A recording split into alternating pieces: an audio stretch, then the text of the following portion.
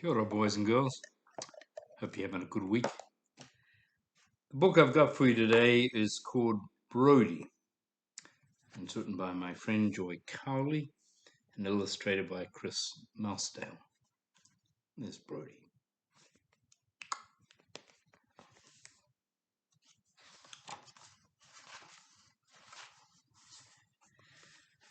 We all knew that Brodie was sick, but we thought he'd get better. Maybe it was because he talked a lot about being a chopper pilot. When the rest of the class had sport, Brodie sat inside, drawing pictures of planes and helicopters. Planes and helicopters. Can you see that?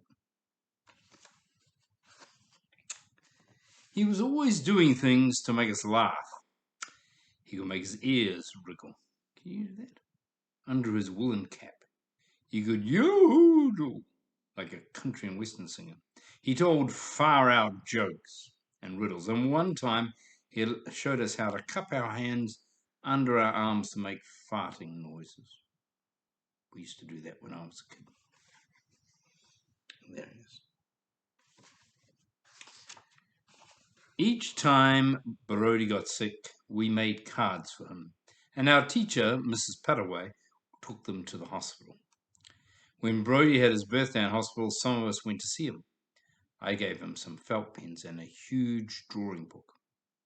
"Cool, man," he said. "Lots of pages.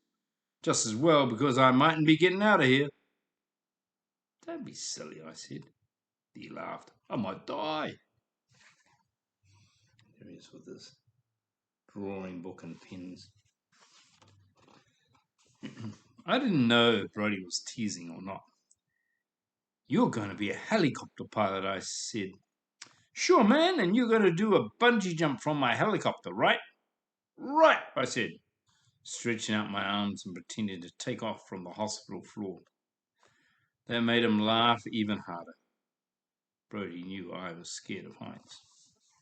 Yeah, picture him jumping off.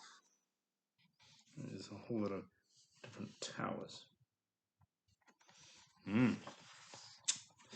Mrs. Pattaway's birthday present for Brodie was an old flying helmet that had belonged to her grandfather.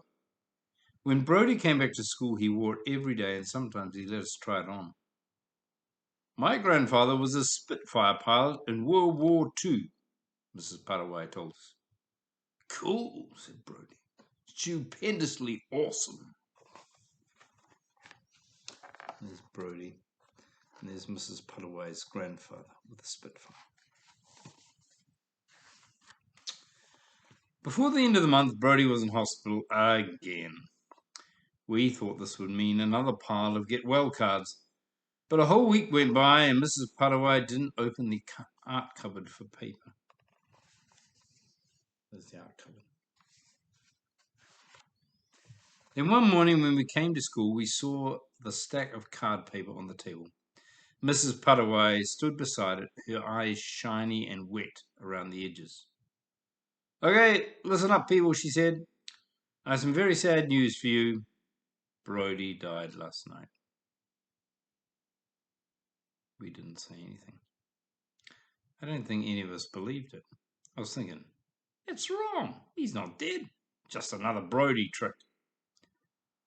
"You know he's been ill for a very long time." Mrs. Pattaway's voice drowned, and she reached for the box of tissues. For some of us, tears came like rain.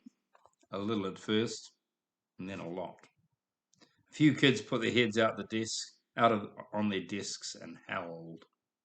Some covered their eyes with their hands. Others just sat there staring, with their mouths hanging open. It seemed that I wasn't crying for Brodie, but for myself, because I hurt so much inside. There he is, crying for Brodie, or himself. Mrs. Pattaway passed around the box of tissues. "We feel sad because we love Brodie," she said. "I know we made Brodie cards and gave him presents, but I think the best thing we gave him was our love." She blew her nose. "Love was the gift he took with him." "Where'd he go, Mrs. Pattaway?" I asked. April said, "He went to heaven to live with God." Ripata, who sat next to April, said, "Maybe he went to his ancestors." Mark put up his hand. "I believe in reincarnation," he said. "I think that when we die, we come back again as babies." There's a picture, big heart. There's Jesus, and there's Star of David, and there's Buddhism, and more. Mrs. Parawai picked up a pile of white card. "I have to say, I don't know what happens when we die." Me too. "I guess the only one of us who knows for sure is Brodie." She began to put the white card on our desk. "I think Brodie's family will be very, very sad. Wouldn't it be nice if we sent them cards to say how much Brodie meant to us?" There's all the letters, the cards from the kids going into Brodie's parents' letterbox. Days went by, but the hurt didn't go away. It did, though, get smaller, so we could talk about Brodie without crying. Sometimes we laughed at his tricks. "Remember when Brodie did this? Remember when Brodie did that?" We still missed him, like anything. Mrs. Parawai said that, in a funny way, the hurt was good because it meant that Brodie was still alive in our hearts and minds. So remember, awesome, stupendous. About 2 weeks after the funeral, Brodie's mother came to school.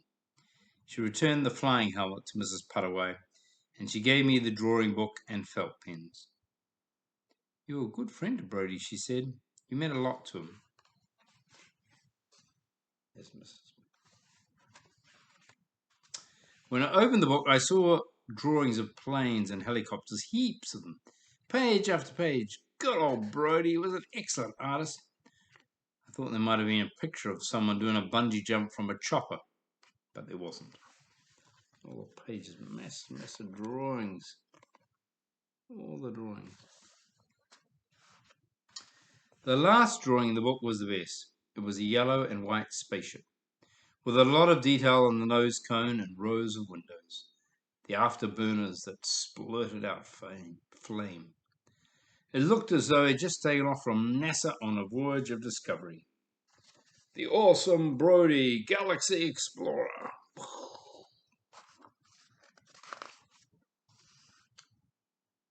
And there's the helicopter.